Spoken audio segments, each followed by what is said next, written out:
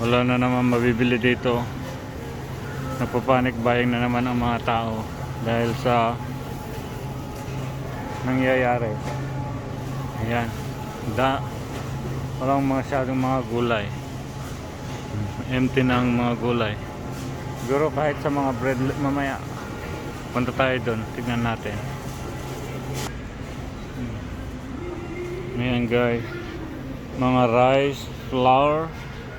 Ayan, wala na rin masyado mga flour dito. Ang mga rice, look, rice is going empty.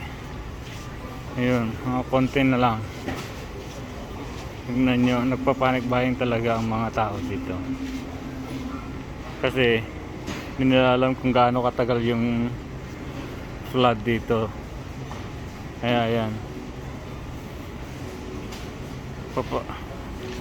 mga bigas, flour. Ayan guys, pati sugar, dami ring nawala. Ayan, mga sugar hanggang doon. Lawit na rin nawawala ang sugar. Ayan guys, kahit mga cereals,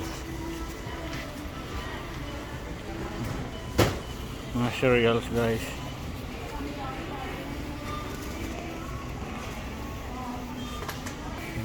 Ayan, mga cereals paubos na rin. Saka yan,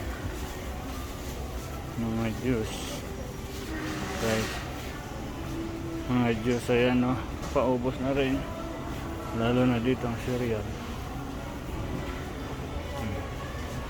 Mga cereal talagang nagpapanik ba yung mga tao. Ayan guys, mga gatas, milk, wala nang laman, talagang empty siya guys. Oh, look, talagang panic buying talaga. Oh, sold out. Ayan, milk all sold out. Ayan, kasi panic buying na talaga sila. Ayan, kahit mga juices almost empty there, na empty na rin kasi panic buying. Ayan guys, mga bread empty na rin. Ayan, wala nang kalaman-laman. Ayan, may mga konting naiwan, pero look guys, it's empty. Ayan,